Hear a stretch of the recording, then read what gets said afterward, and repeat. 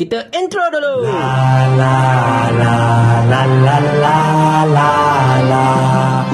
Kalau anda tanya saya, tuan-tuan dan puan-puan sekalian, manakah jabatan kerajaan yang paling tak boleh pakai, paling haprak dalam kerajaan perpaduan madani ini? Saya dengan tanpa segan silu, tanpa teragak-agak dan tanpa ragu menamakan JECOM sebagai jabatan kerajaan yang tersebut itu. Awak tak perlu malu sayang. You have to face it. Tetapi walaupun JECOM ini adalah jabatan kerajaan yang paling haprak, kita tidak dapat tidak mengenangkan nasib para pekerja JECOM ini sebab khabar-khabarnya mereka ini dah berbulan-bulan tak dapat gaji. Betul ke?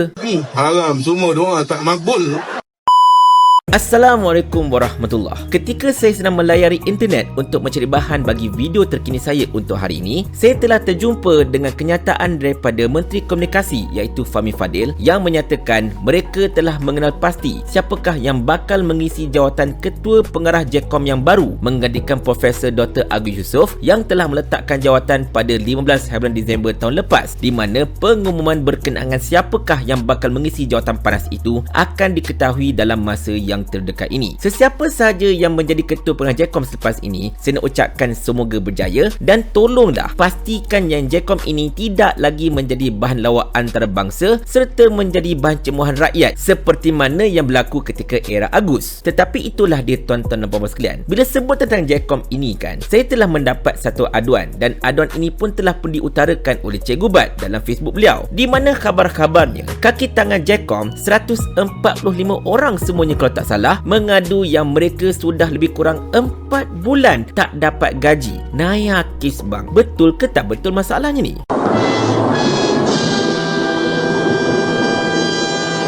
Kita backstory kejap tuan-tuan dan puan-puan sekalian. JECOM ataupun nama lamanya JASA dan ada beberapa nama lah sebelum itu memang merupakan satu jabatan kerajaan yang sangat-sangat kontroversial. Ramai pihak yang beranggapan JECOM ini sebenarnya sangat-sangat redundant, tak perlu wujud pun sebenarnya. Sebab kalau nak kata JECOM ini wujud untuk memberikan penerangan kepada rakyat berkenaan dengan aspirasi kerajaan, rasa-rasanya benda itu boleh dijalankan oleh RTM pun selama ni. Tak payah ada JECOM pun tak apa. Tetapi JECOM ini walaupun peringkat awalnya memang diwujudkan untuk menyampaikan penerangan, menyampaikan aspirasi serta menjelaskan isu-isu berkenaan apa yang berlaku dalam kerajaan kepada rakyat, JECOM sekarang kelihatannya telah berubah menjadi sarang berkumpulnya para saitro-saitro yang tugas mereka hanyalah untuk mengangkat kerajaan perpaduan madani dan dalam masa yang sama juga mengkritik serta mencemuh bahkan memfitnah para pembangkang. Dan benda ini memang well known tuan-tuan dan puan-puan sekalian. Sebab itulah ramai orang duk kata yang JECOM ini sudah redundant, dah tak payah ada pun. Ada pun menyusahkan orang, masalahnya tidak memberikan apa-apa nilai tambah kepada kerajaan. Apatah lagi jika kalau anda masih ingat pada tahun lepas, Timbalan Ketua Pengarah JECOM iaitu Datuk Ismail Yusof tiba-tiba telah menyatakan wujudnya langkah Dubai yang ingin mengambil alih kerajaan. Ya je.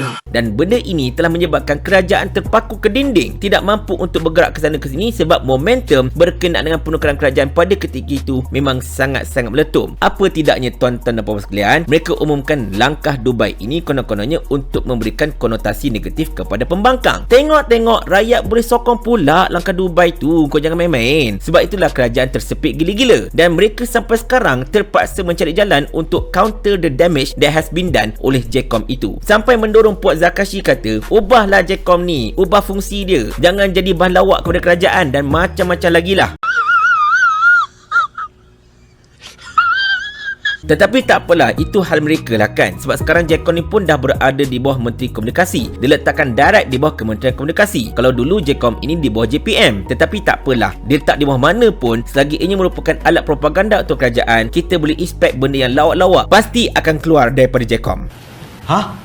Tetapi bukan itu yang kita nak bincang tuan-tuan dan puan-puan sekalian. Yang kita nak bincangkan dalam video kita pada pagi ini ialah dakwaan oleh kaki tangan JECOM betapa mereka ini sudah hampir 4 bulan tidak menerima gaji. Biar betul bang, 4 bulan tak dapat gaji. Habis diorang selama ni makan apa? Sebab kaki tangan JECOM ini ada yang dah berkeluarga dan obviously semuanya Melayu belaka. Jadi macam mana agaknya JECOM ni buat kerja? Macam mana Kementerian Komunikasi ni buat kerja sampai 4 bulan tak dapat gaji ni? Apa cerita yang berlaku sebenarnya? Takkan peruntukan gaji untuk JECOM ini telah diberikan kepada tempat lain? Contohnya mungkin diberikan kepada sekolah-sekolah persendirian Cina, mana tahu kan? Emotional damage. Tetapi itulah dia tuan-tuan sekalian. Mereka ini orang Jecom dan juga Settle Pakatan Harapan Barisan Nasional ini, diorang duk pakat kutuk Sanusi, kutuk KFA, Persatuan Bola Sepak Kedah, sebab tak mampu nak bayar gaji player. Dia kata kalau tak kerti jaga bola, tak payah jaga bola dan sebagainya. MB sibuk berkaraoke lah, itulah inilah. Tengok Jecom, satu badan di bawah kementerian, boleh pula tak dapat gaji. Lain macam betul tuan-tuan dan puan sekalian. Demokrasi terpimpin kepala kotak kau.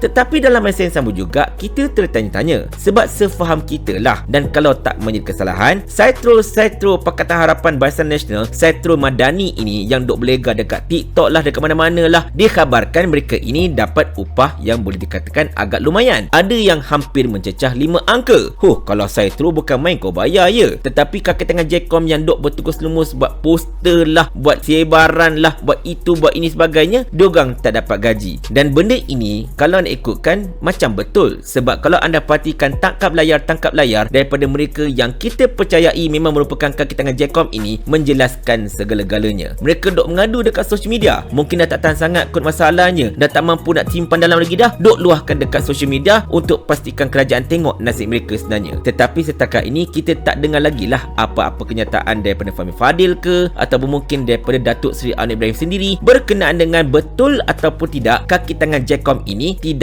dapat gaji untuk beberapa bulan. Dan sekarang ini video saya dah keluar, dan saya harap video saya ini viral merata-rata supaya dapat sampai ke kementerian, dapat sampai ke Fahmi Fadil, dapat sampai ke Anwar Ibrahim untuk perhatian mereka tentang dakwaan kaki tangan Jecom ini tidak dapat gaji untuk beberapa bulan dah. Sebab sekarang ini tuan-tuan dan puan sekalian, mereka duk sembang mereka lah kerajaan yang paling power lah, kerajaan yang paling hebat, kerajaan yang paling menjaga tata kelola. Tata kelola celah mananya kalau gaji pekerja kau pun kau tak mampu nak bayar. Tetapi itulah dia tuan-tuan dan puan sekalian. Kita harapkan penyelesaiannya segeralah daripada kerajaan, terutamanya Kementerian Komunikasi, berkenaan dengan gaji para pekerja Jecom ini. Walaupun mereka ini basically-nya memang tak patut wujud pun Jecom ni sebenarnya, tetapi memandangkan mereka dah wujud dan dah ada pekerja, jadi tidak dapat tidak, kita selaku sesama manusia, sesama Muslim, sesama Melayu, kita tetap melahirkan perasaan simpati jugalah pada mereka. Yelah, kita pun faham sakit kerja free masalahnya, dah lah kerja jadi bahan cemohan orang. Jangan tak tahu, Jecom ini macam saya katakan tadi, memang jadi bahan lawak satu Malaysia, dan memang orang-orang kerja Jecom ini memang dipandang rendah oleh masyarakat disebabkan oleh perangai mereka yang kadang-kadang nampak gayanya suka memfitnah pembangkang dan juga menyebarkan propaganda kerajaan secara berlebih-lebihan. Macam contoh dulu ketika Agus mulakan carta, orang bujang banyak ini beli barang, orang kahwin banyak ini beli barang, sampai Jecom jadi bahan lawak satu negara masalahnya. Siapa yang malu? Para kaki tangan Jecom juga yang duk buat poster itu poster ini, padahal yang bongoknya kerajaan masalahnya, betul tak? Kesian.